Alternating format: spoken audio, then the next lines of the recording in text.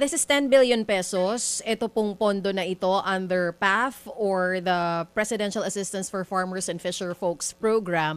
Paano po natin masisiguro na magkakaroon ng, syempre, accountability sa pamimigay po ng bawat sentimo dun sa mga beneficiary? How are we gonna make sure na talaga ang makakatanggap ay yung mga pinaka nahihirapang farmers at mangingisda?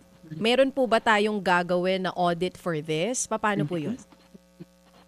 Well, yung sa unang-una ang inuuna namin yun sa 5th class, 4th class municipalities, yun pala hindi ko nabanggit kanina. So, meron tayong fuel subsidy binigay sa mga doon. Kasi siyempre, yung mga ganun class ng municipality, 3rd, 4th, 5th, talagang kahit ano, more or less, ano na yan eh. Then, yung sa iba naman, we are heavily reliant talaga on the municipal agriculturist to determine. So, kasi sila nasa ground eh.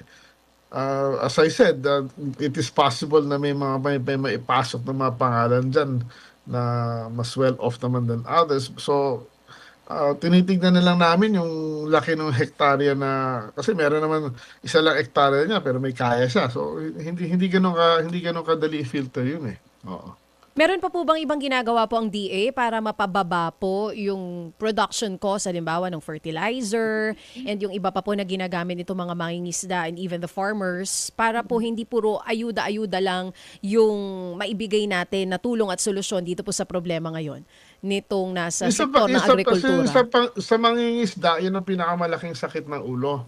Dahil lalo na sa mga may nakamotorize kasi direct relation yan, commercial fishing, municipal fishermen, yung subsistence fisher folk, basta meron kang makina, yung fuel is probably for 40 to 50% of your cost na of operation, di ba? So yun talagang apektado yun. At wala, ang iniisip ko ngayon is basically gumawa ng solar, bigyan sila ng solar, like lagyan ng electric motor with battery.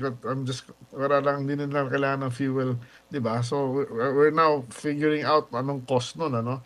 Doon naman sa mga farmers natin is yung mga solar pumps ang importante, solar irrigation, solar cold storages, among others, ano? And yun na nga, yung alternative biofertilizers and liquid fertilizers na nitrogen-based din, na mas mura. Oo. Oo. Kasi meron akong tinanong eh, kung magsasampung sako ka sa 2,000 pesos na lang, so magkano yun?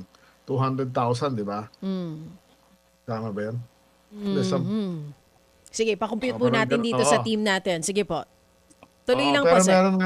meron naman na liquid fertilizer na sinasabi that will cost probably 10,000 pesos lang per hectare. Oo. So, yun yung alternative. And this is the time now for us to really look and use these technologies and see, if it will work, no?